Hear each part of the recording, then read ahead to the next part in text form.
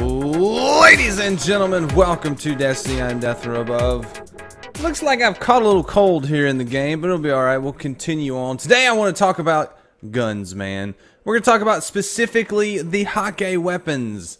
So, like I did with my auto rifles a little bit earlier in the week, I want to talk about each foundry and each faction, go over their guns too, and kind of give my opinions and rankings on each one of them, and maybe give a top 3 of each foundry and each faction. So today we're looking at Hakke. We've got the Hakke, I believe it's the Gaheris or the Judith-D hand cannon. They've got 2 hand cannons. They're very similar. I've got the Gaheris-D hand cannon currently equipped, shooting some people, even though somebody else is stealing all my kills. So we're going to talk about each one of the weapons. Then we'll go over kind of what I like on them, what the god rolls are that I consider, what the best ones are, and then we'll talk about what's coming for Rise of Iron as far as these weapons are concerned. So if you're excited about that, let's get right into it. So first off, we're talking about the Hakke pistols. So we've got the Gaheris-D and we've got the Judith-D. They're very similar. The Judith-D is a little bit slower rate of fire, a little bit higher impact. They both perform and feel very similar, even though their stats are very different. Surprisingly, they just look very similar. So we're gonna talk about the Gaheris-D first. So my Gaheris-D is unleveled. It is a Gunsmith package. No, this was the foundry order one day. So we have Outlaw, Army of 1, Speed Reload, Armor Piercing Rounds, Reinforced Barrel. I think this is a pretty good version. Not a god roll. I would prefer to have something with Luck in the Chamber on these, because they do have such a small magazine on both of them. They're decent. They're decent handling. They've never caught me. They've never quite caught me. I've been playing with these occasionally, and I've never quite settled on one that I really enjoy. But they are pretty good. But as far as hand cannons go in the Taken King, these are probably bottom of the barrel. Unfortunately, so they're not bad at all. They're just kind of slow, and they don't stand out in the world as far as killing stuff. So let's take a look at the Judith just to kind of compare. So the Gaheris is a little bit more stable. The Judith should be a little bit wilder, a little bit higher impact, a little bit wilder of a shot. It is. It feels a little bit, but with hand cannons, a lot of times there's not a huge difference between different archetypes, unless you go from really high impact to really low impact. So not a big difference. The reload on these are very slow. Very slow. Definitely not a gun that has stood out to me in the Taken King, these Gunsmith Hakke hand cannons. I don't think there's even a foundry that has a Hakke hand cannon. If there is, correct me if I'm wrong, but I really don't know that there is. So, Hakke hand cannons, they're a thing. We got some. Next, let's move along. Let's do a sniper rifle. Let's talk about the Rua-D and the Tamar-D sniper rifles. So, they're almost identical. Almost. Range and stability changes a little bit. You see, both of those are unleveled, so there's not a huge difference. Just a little bit. It kind of makes you wonder why they did that. Holy crap, Blue Ingram. They always look legendary on the moon, so not really in a good situation to use either one of these sniper rifles. And since they're so similar, you can almost fire them and feel like you're firing the same one. So the Tamar-D and the Rua-D. So let's shoot the Tamar. See how that compares to the Rua. So you can see very similar, very much the same feeling. Not a lot of variety in those two snipers. Kind of makes you wonder. The sniper rifles and the pistols are very similar. Think I can get to this wizard? Hello, babushka. So I don't quite understand why they're so similar. They are. But anyway, we'll move on from that. Like the pistols and the snipers never really stood out for me. Now the New Monarchy sniper that is a Hakke sniper, I do enjoy it. It's pretty similar to these two as well, but I do enjoy it. So let's take a look at some shotguns, man. So we've got the Strongbow-D and the Jingukogo-D.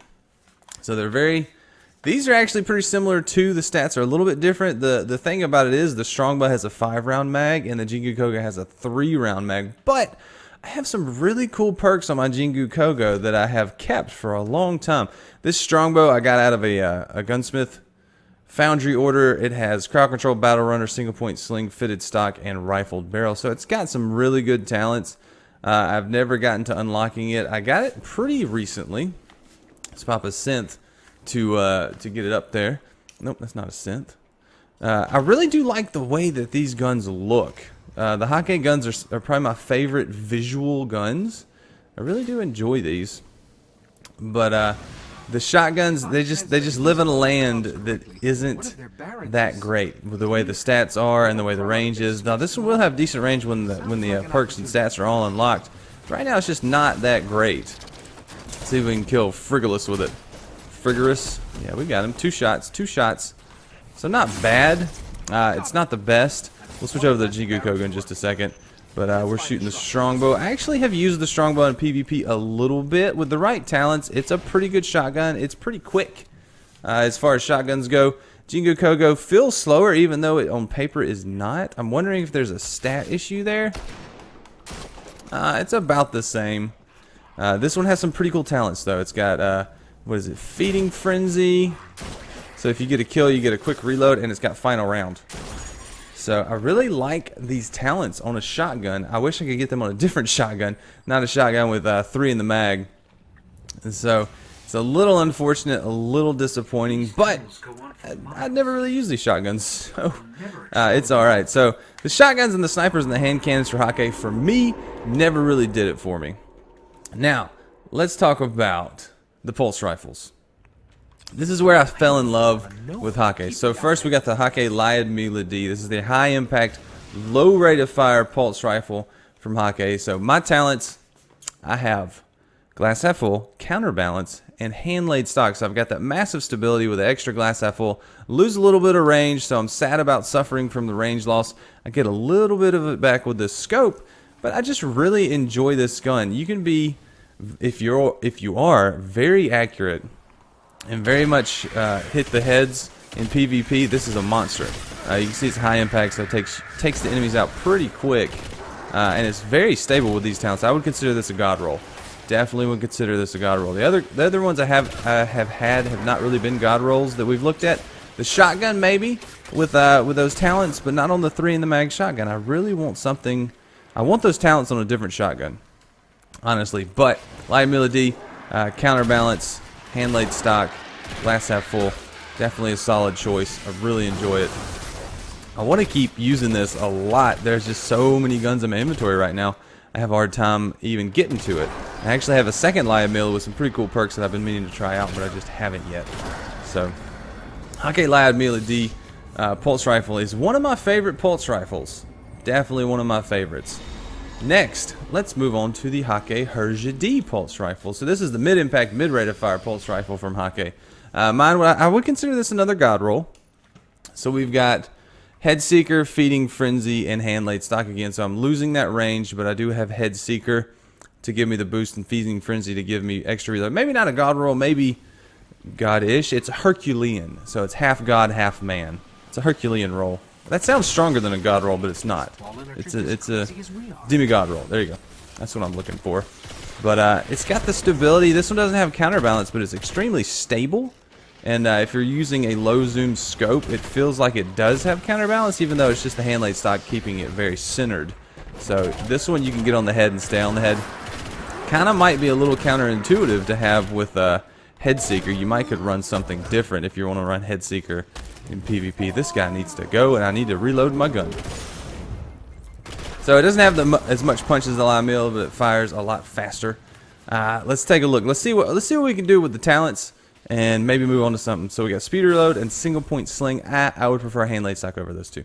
So I do have another one of these banging around in my vault somewhere with a couple other talents that are pretty cool. I would consider it a second demigod roll. Demigod roll. What are you doing, Death? I don't know. So it's pretty cool. I really like this. This was one of the first guns I got in the Taken King. I think I got it from a Gunsmith package. I can't remember where I got this. But anyway, I got the Herja-D very early on, and it just found a special place in my heart. I talk about it all the time. I really do enjoy the Herja-D. I like it. So come here, Knight. We're going to finish you off. So next up, we have the auto rifles. Just ignore those guys shooting me.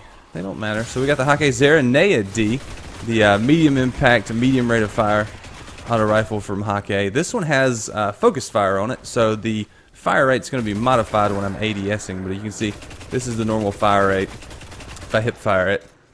So it's a really, this is one of the guns I got early on as well. We'll take a look at the talents. I would consider this very, very good. Crowd control, focus fire, snapshot, fitted stock, and braced frame. So I like the braced frame for PvP. Fitted stock you can get by with on PvE. Get that mag size back up with the focus fire, and you will have a lot of bullets to contend with enemies. So it goes up to 40 rounds in the mag. You can see if you had something like crowd control.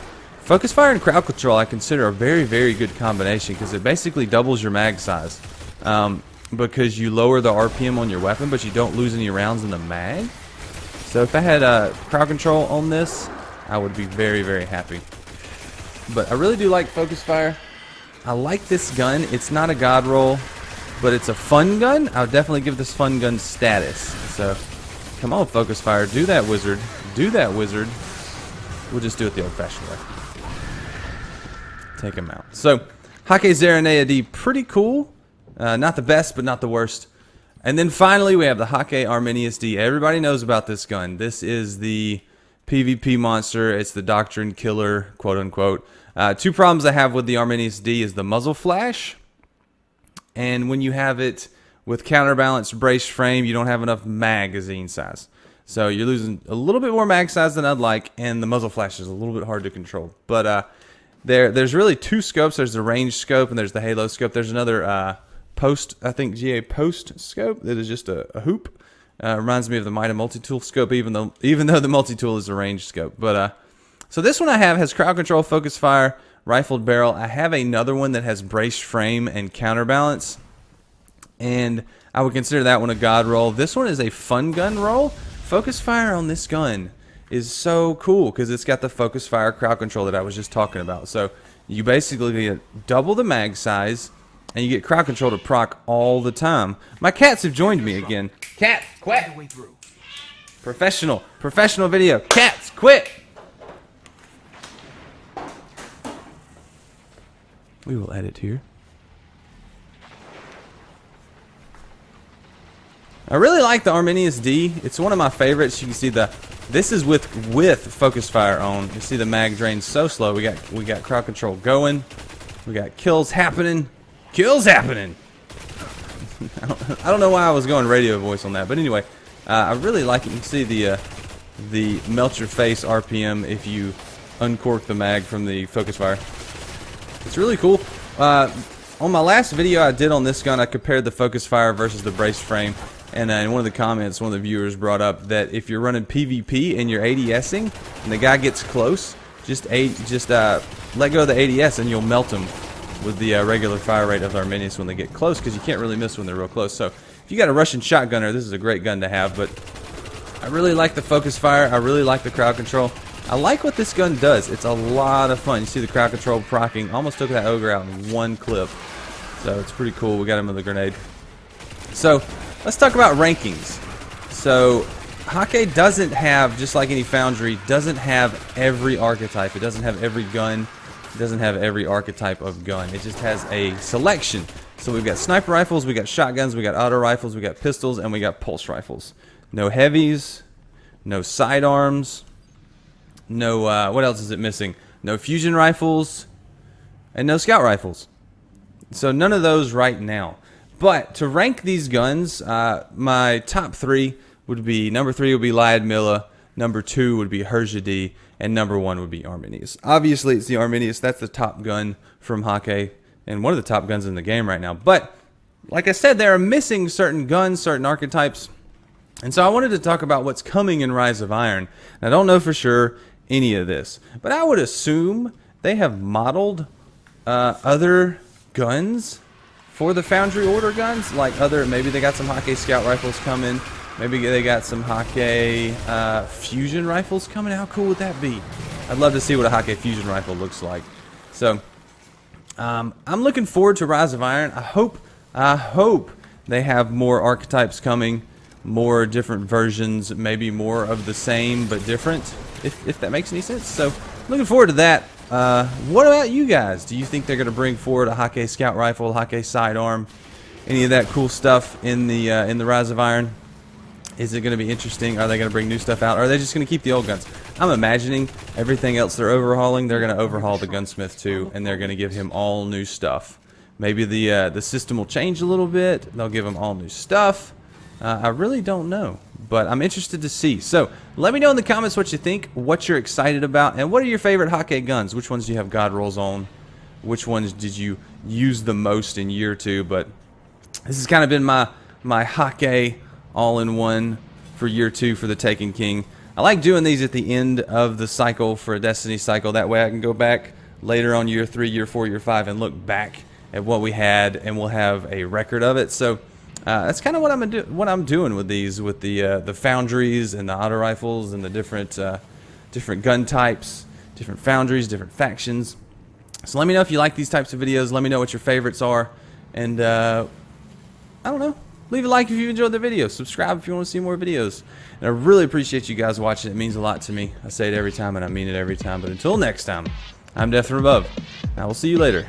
See you, bye.